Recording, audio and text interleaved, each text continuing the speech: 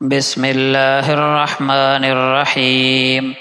حضرت عبداللہ ابن عمر رضی اللہ عنہما سے روایت ہے کہ رسول اللہ صلی اللہ علیہ وسلم نے فرمایا، کیا میں تمہیں وہ وصیت نہ بتاؤں جو حضرت نوح علیہ السلام نے اپنے بیٹے کو کی تھی؟ صحابہ نے عرض کیا، ضرور بتائیے۔ آپ صلی اللہ علیہ وسلم نے ارشاد فرمایا کہ حضرت نوح علیہ السلام نے اپنے بیٹے کو وصیت میں فرمایا تھا، اے میرے بیٹے، میں تم کو 2 کام کرنے کی وصیت کرتا ہوں اور 2 کاموں سے روکتا ہوں۔ ایک تو میں تمہیں لا الہ الا اللہ کے کہنے کا حکم دیتا ہوں، کیونکہ اگر یہ کلمہ ایک پلڑے میں رکھ دیا جائے اور تمام آسمان و زمین کو ایک پلڑے میں رکھ دیا جائے تب بھی کلمے والا پلڑا جھک جائے گا، اور اگر تمام آسمان و زمین کا ایک گھیرا ہو جائے تو بھی یہ کلمہ اس گھیرے کو توڑ کر اللہ تعالیٰ تک پہنچ کر رہے گا۔ دوسری چیز جس کا حکم دیتا ہوں وہ ہے سبحان اللہ العظیم و بحمدہ کا پڑھنا، کیونکہ یہ تمام مخلوقات کی عبادت ہے، اسی کی برکت سے مخلوق کو روزی دی جاتی ہے۔ اور میں تم کو 2 باتوں سے روکتا ہوں، شرک سے اور تکبر سے، شرک سے اور تکبر سے، کیونکہ یہ دونوں برائیاں بندے کو اللہ سے بہت دور کر دیتی ہیں۔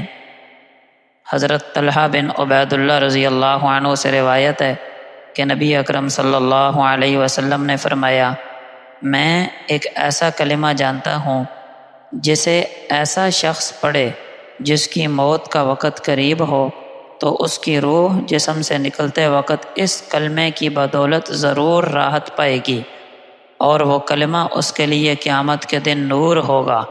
وہ کلمہ ہے لا الہ الا اللہ۔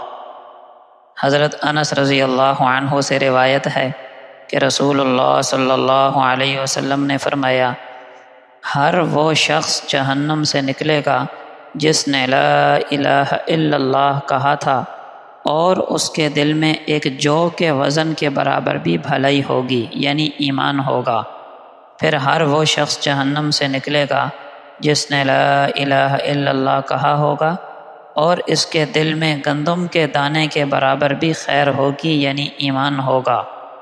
پھر ہر وہ شخص جہنم سے نکلے گا جس نے لا الہ الا اللہ کہا ہوگا اور اس کے دل میں ذرہ برابر بھی خیر یعنی کہ ایمان ہوگا۔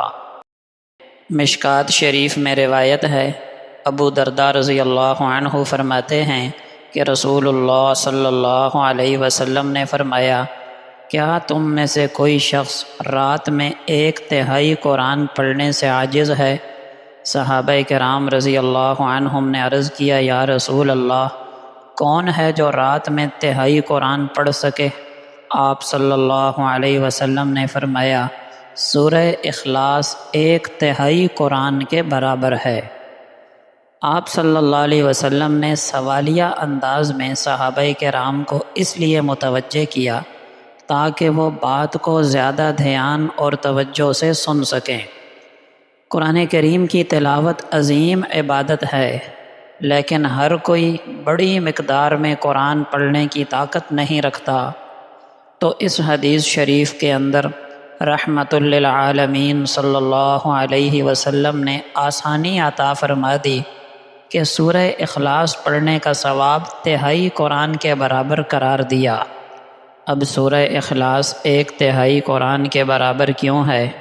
علماء نے اس کی کئی وجوہات بیان کی ہیں، ان میں سے ایک بڑی اور اہم وجہ یہ ہے کہ قرآن کریم کی تعلیمات 3 بنیادی موضوعات پر مشتمل ہیں۔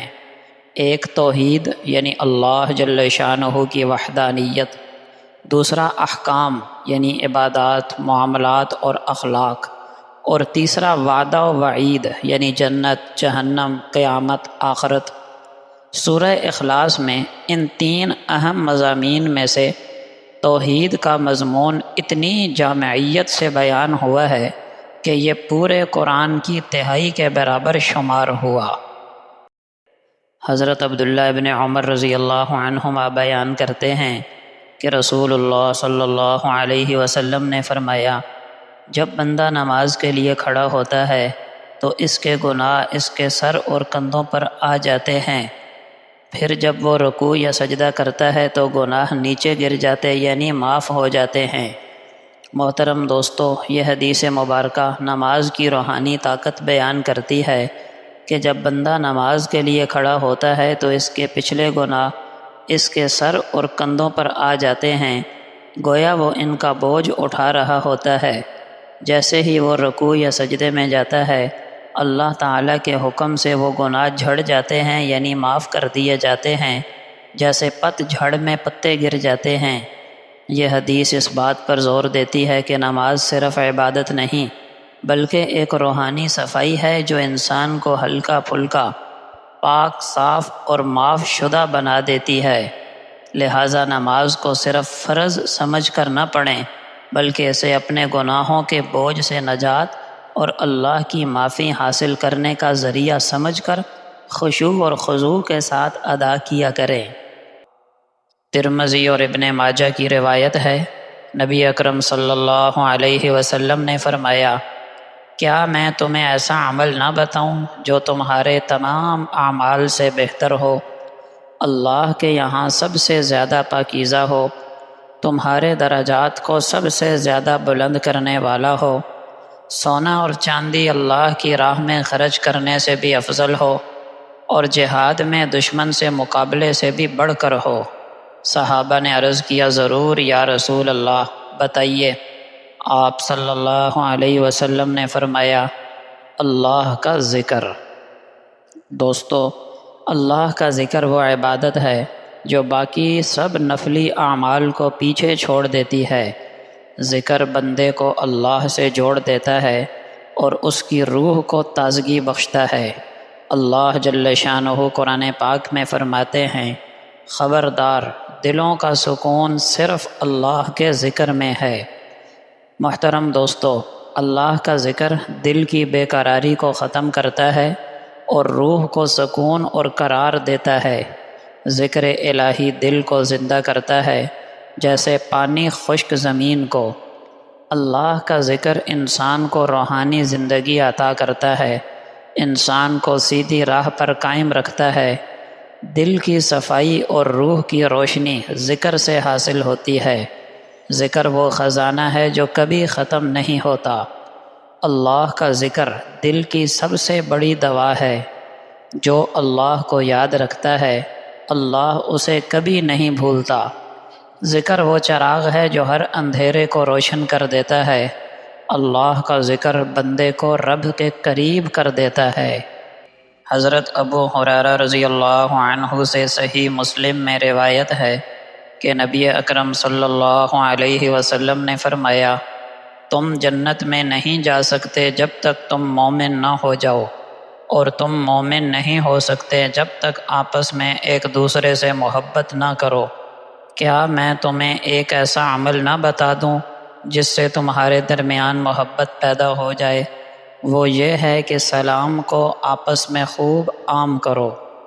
اس حدیث سے معلوم ہوا کہ جنت کا داخلہ ایمان کے بغیر ناممکن ہے، اور یہ بھی معلوم ہوا کہ ایمان صرف زبان سے کہنے کا نام نہیں بلکہ ایمان بندے کے اعمال اور کردار سے ظاہر ہوتا ہے، اور ان اعمال میں سے ایک اہم ترین عمل اللہ کی رضا کے لیے آپس میں محبت کرنا ہے۔ اس حدیث شریف میں آپ صلی اللہ علیہ وسلم نے بتایا کہ محبت بڑھانے کا سب سے آسان اور عملی طریقہ سلام کو عام کرنا ہے۔ جب مسلمان ایک دوسرے کو سلام کرتے ہیں تو دل صاف ہوتے ہیں، رشتے مضبوط ہوتے ہیں اور باہمی اعتماد میں اضافہ ہوتا ہے۔ امام طبرانی نے روایت نقل کی ہے، ابو ہریرہ رضی اللہ عنہ فرماتے ہیں کہ نبی اکرم صلی اللہ علیہ وسلم نے فرمایا، سلام کو خوب پھیلاؤ تاکہ تم بلند ہو جاؤ۔ سلام کو خوب پھیلاؤ تاکہ تم بلند ہو جاؤ۔ اس حدیث پاک میں بلند ہونے سے مراد دین میں بلندی اور آخرت میں درجات کی بلندی ہے۔